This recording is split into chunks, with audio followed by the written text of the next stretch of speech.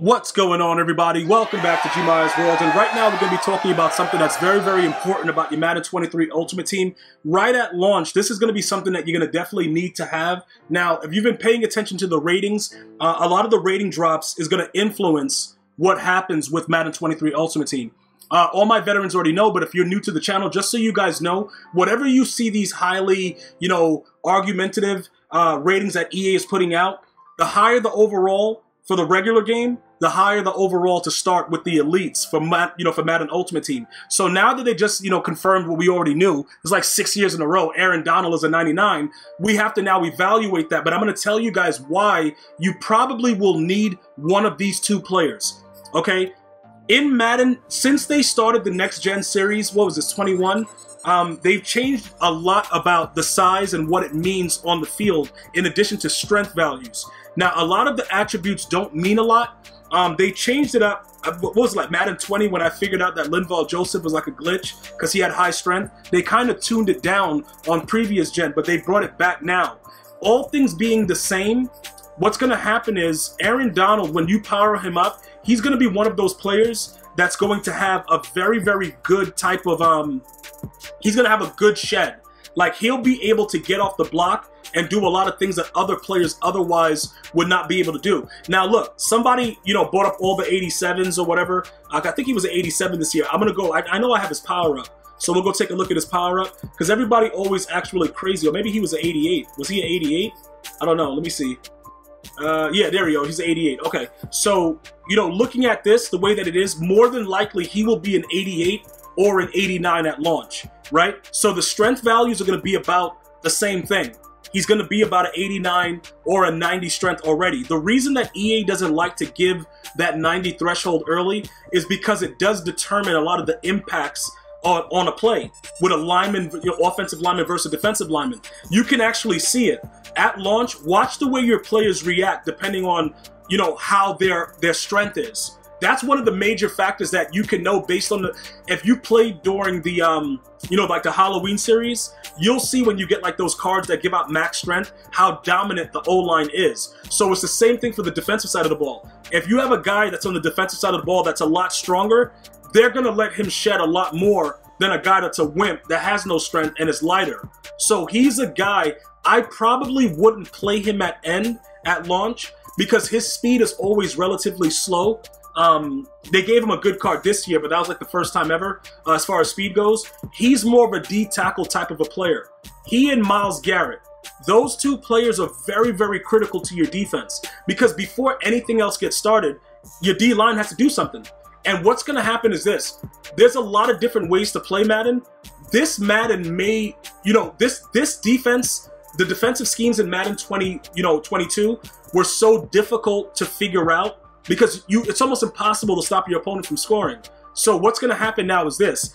I think that most players are going to either run 3-man defenses or 4-man defenses. So if you're one of those players, having the stronger, bigger guys in the middle and having two solid edge guys, you're going to be in good shape. The problem is it's going to cost more. Because you're looking at it right now like, oh, gee, he's only 11,000. Yeah, this is the end of the year. This is, Madden 22 is done. You know what I'm saying? Now we're getting ready to go forward, and it can get really, really ugly for you if you don't have certain players. So this is what we're going to have to figure out. Aaron Donald and Myles Garrett together, that's a great duo, but they're D-tackles. Unless for whatever reason they give us another D-tackle that has strength with those type of numbers early, those two guys can play D-tackle for us. Okay? So with Myles Garrett, I think he's an 87. In this game right here, right? He should be an 87. So we'll go take a look at his card so you guys can get an understanding of what we're going to be doing, because it's pretty much team building, but I'm showing you guys before it starts, because once everything starts to happen, people are not going to really know what's going on. It's going to be like, yo, what is this? Like, what's really going on right here, G? Like, this is the situation. Okay, so there's no 8. His 87 is not available. So we have to just, I guess, this was the other card that he got as a Team of the Week. And more than likely, he's going to get Team of the Week players early, which is another reason why you should invest in his power-up early, because he's going to continuously get stuff. So that's another thing that I want you guys to kind of more or less understand. Because right now, I could show you guys what's going on right now. Let me buy his power up real quick and just give you an idea of what's going. Because, you know, Aaron Donald's 87 was there, you know, 88 was there. This guy's card wasn't there. So just to give you guys a visual approach of what's going on, he's always one of the stronger cards at launch. And he's a beast. And he's in the 99 club, and I think he deserves it. I think he's a very, very dominant force. Off the edge, you can't block him. So look, this is what pretty much happens, right? He's about a, this is, you're evaluating when you add the item, so it's +1 to whatever I'm showing you here. So if he's 79 speed, his other card should be a 78 or something like that. Whatever, it doesn't matter. But I'm just giving you guys, you see the strength right there, how it's an 88?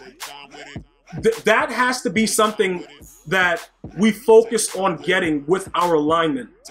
The weaker linemen at launch are going to cost you games, especially when you play someone that goes for it a lot on 4th down, which is going to be everyone at launch. It's just like, yo, I'm just going for it.